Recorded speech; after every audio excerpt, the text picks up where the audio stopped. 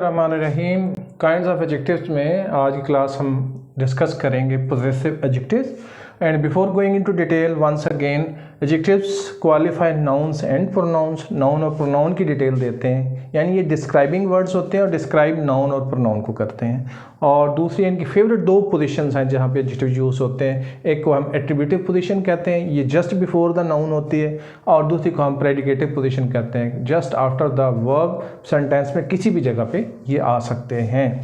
Examples पे चलते हैं जी। वापस back to the possessive adjectives. तो ये पोजेसिव प्रोनाउन का नाम आपने सुना होगा।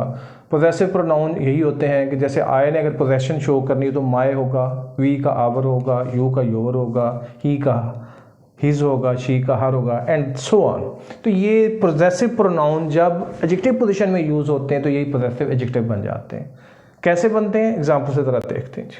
My car is parked in the park. मेरी गाड़ी पार्क में खड़ी की जाती है।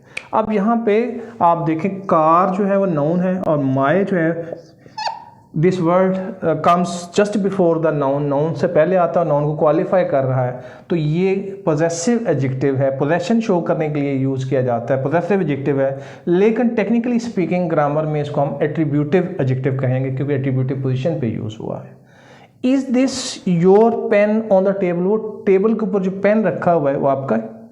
अब यहाँ पे देखें कि पेन नाउन है, यहाँ पे देख लीजिए, और योर जो है वो पेन को क्वालिफाई कर रहा है, यानी पोजेसिव एडजेक्टिव के तौर पर योर यहाँ पे आया है और नाउन से जस्ट बिफोर द नाउन आया है तो एट्रीब्यूटिव पोजीशन पे यूज़ हो रहा है। तीसरे में देखें his dog loves to play with the ball. उसका डॉग जो है बॉल के साथ खेलना पसंद करता है। पेट रखे होते हैं, को पसंद भी होते हैं, आप कोई रखा हुआ हो। तो इसमें अगर सेंटेंस में अगर आप देखें तो यहाँ पे डॉग नाउन है और हिज पोजेसिव प्रोनाउन है बेसिकली, जो यहाँ पे नाउन को क्वालिफाई कर रहा है, यानी कि एडजेक्टिव की प्लेस पे यूज़ हो रहा है, तो ये पोजेसिव एडजेक्टिव हुआ। चूंकि ये नाउन से just before the noun use किया गया है तो इसको हम एट्रीब्यूटिव पोजीशन कहेंगे। अगर पोजीशन के लिहाज से कैलकुलेट करें तो इसकी पोजीशन एट्रीब्यूटिव होगी। अगले सेंटेंस की तरफ चलते हैं। I borrowed her pen to write the note. मैंने उस खातून का कलम बारो किया और ये नोट लिखा जी। तो आए आप देखें कि ये वर्ब है और वर्ब के बाद यहाँ पे ये नाउन आ रहा है और नाउन से पहले ये यूज़ हो रहा है, तो पोजीशन इसकी जो है वो एट्रीब्यूटिव ही होगी क्योंकि जस्ट बिफोर द नाउन आ रहा है। ठीक है जी। तो क्योंकि नाउन के साथ जब आएगा तो हमेशा पोजीशन इसकी एट्रीब्यूटिव भी होगी जहाँ भी होगा ये जी। The children finished their homework in time. बच्चों ने अपना होमवर्क इन टाइम ख़त्म कर लिया था। बड़ी अच्छी खबर है जी कि बच्चों ने होमवर्क इन टाइम ख़त्म कर लिया। अब इसमें सेंटेंस को एनालाइज करें तो ये क्या है कि their homework. Homework is a noun, compound noun है ये बेसिकली। होम और वर्क को इकट्ठा करके होमवर्क बना दी, इसको कंपाउंड नाउन कहते हैं।